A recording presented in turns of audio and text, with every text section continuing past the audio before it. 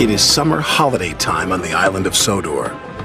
Vacationers come from far and wide to enjoy the beauty of the island. It is the busiest time of the year for Sir Topham Hatt's engines. Thomas was excited. Sir Topham Hatt had sent him to pick up a special to deliver to Dryaw Airfield. "What have you got there?" tooted Percy. "A balloon," replied Thomas. "A party balloon?" asked Percy excitedly. "No," said Thomas. "This is a very special balloon," and he chuffed away. Soon Thomas arrived at the airfield, and hot air was puffed into the balloon.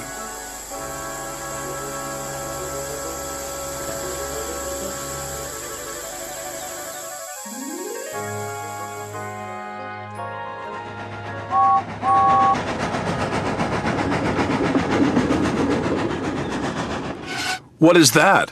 huffed James. "A hot air balloon," said Thomas. "It will take vacationers on rides around the island." "Taking vacationers on rides around the island is our job," wheezed James jealously. Then, as if by magic, the hot air balloon rose silently up into the sky. "What if the hot air balloon takes our passengers away?" chuffed James. "What will happen to us then?"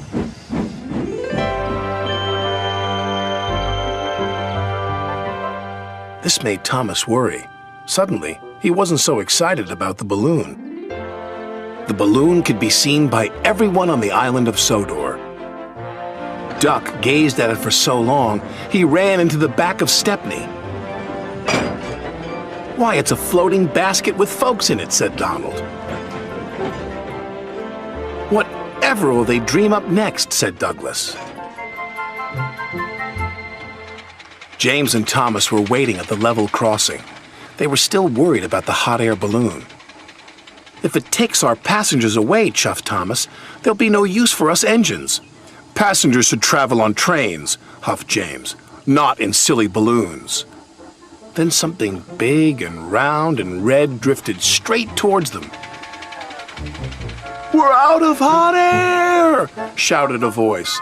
"Ah!" cried James. "What's happening?" Crash, bang, wallop went the balloon and landed right on top of James. He was so scared, he let out a huge burst of steam, which blew the balloon up again. The balloon rose into the air once more. "Well done, James," called his driver. "Your hot air did the trick." "Oh no, James," cried Thomas. "You saved the hot air balloon." "I didn't mean to," groaned James. "Now it's sure to take our passengers."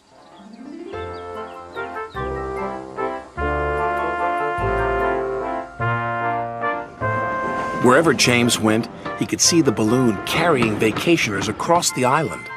He felt he should be taking those passengers.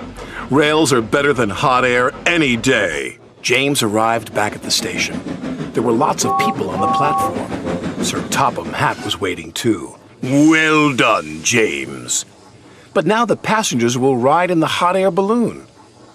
Sir Topham Hatt laughed. "You're right, James," he said.